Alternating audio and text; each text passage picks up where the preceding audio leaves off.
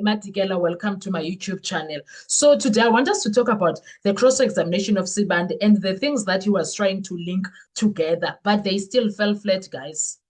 Hear me out, hear me out. Usibanda spoke about, he read into the record the so-called Simpiwe Buthelezi statement, that so-called statement.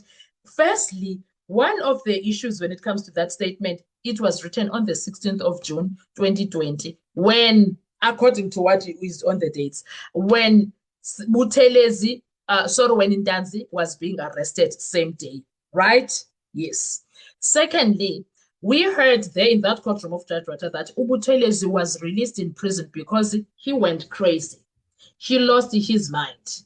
Now, I don't know when, I'm sure during accused number 3's case, we will hear all of that. When was Buthelezi released from jail?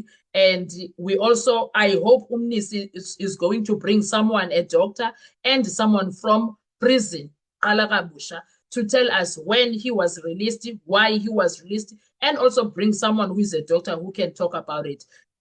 Even if it's two people, a doctor and an official from Kalakabusha prison, so that they can come and tell us what is that all about. Now, if that together comes and says Ubuthelezi was three things were not looking good upstairs, then we cannot rely on anything that is written on that statement. That is another failure that is awaiting.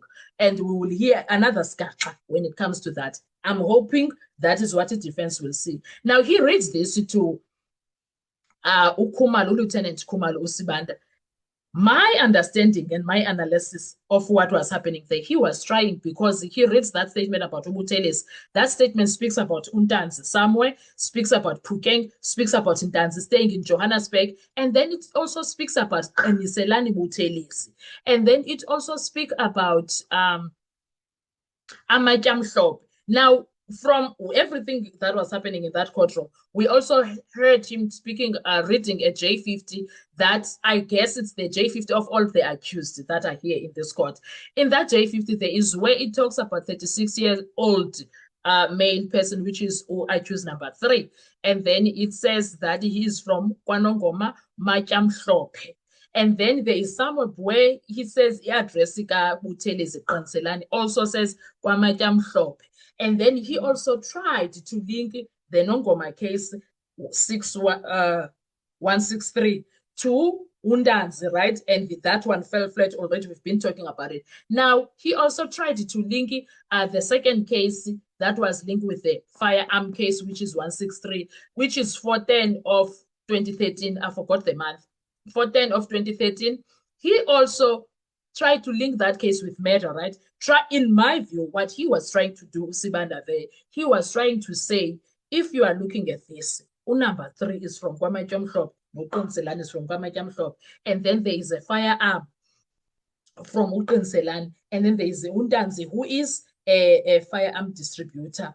And then he asked about locations of KwaNongoma, Sikwebezi, zonke these places is abundance.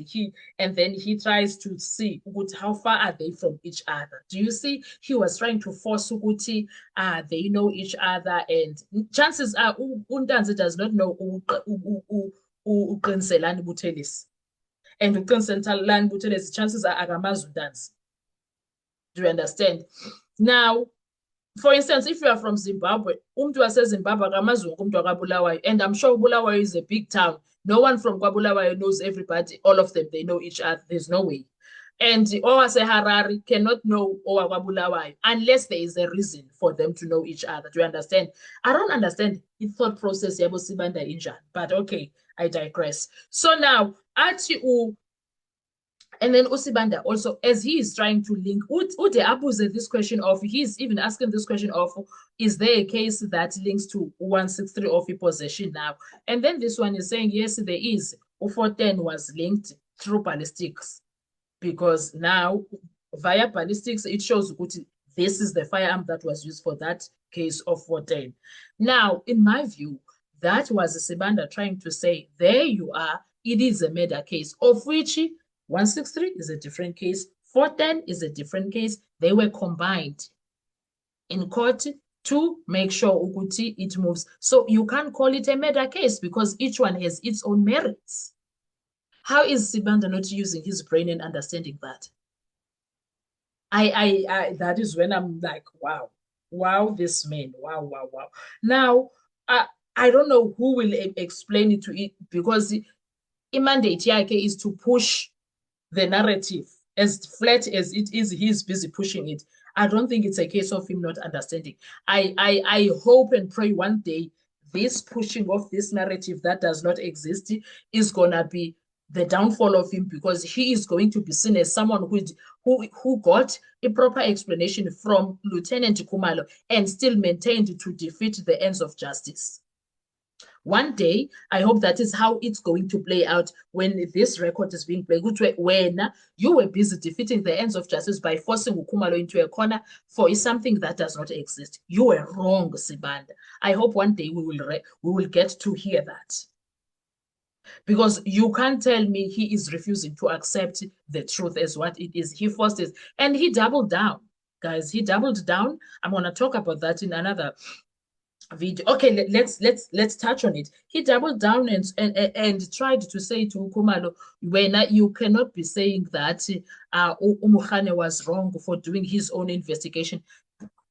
I need someone, because this man tried, Lieutenant Khumalo, to explain Ukuthi, if they had a case, whatever they did, they should have come to me as the IO of that case and give to me. And then I'm sure after that, as Umatigela, I'm sure Bekuzabako they were going to do transfers and if there was a need. In fact, it was an ongoing case. There was no need for a transfer because it was not called. They were supposed to give that information they claimed they investigated to Khumalo. They never did that. Why? So now I need a clear understanding of that mandate of police. What happens when someone says, I found something regarding your case? Are you not supposed to give to the person who is busy with the case? Hand over that information? Why did they not hand over that information if it was exactly what they say it was? Why was it? Angithi Gininda traveled to KZN to meet with them. So why didn't he travel again and say, listen, this is what we found? Why? Why did they put him back? To this day, why is Danzi not going to case for to court for the Nongoma? Like, we must leave everything else. If there is indeed a case 163 of 10/2018, 6 years later, Danzi is still not in court for that case. Why? But you investigated, etc. Now, Usibanda lies and says it's still under investigation. Usibanda lies and says, Umukane is still busy with that case. And on top of that, Usibanda refuses to bring that docket. Do you know why they are refusing to bring that docket? Because they don't want comparison to be done to that docket. We'll talk about that in another video because there's a part that deals with Exhibit LL Umalo that dealt with. Anyway, guys, that is what I was shocked about. And I was like, Umalo, because what the hell is this? Not Umalo, I'm sorry. Ulo Usibanda. When he refuses to accept things for what they are, clear, clean. It's not even cut and don't. It's clean. What are your thoughts when it comes to him? Because now one day, I want him to be charged for defeating the ends of justice, for being in court and standing there and trying to force the witness to say, no, the case did not go the way he knows it's supposed to go.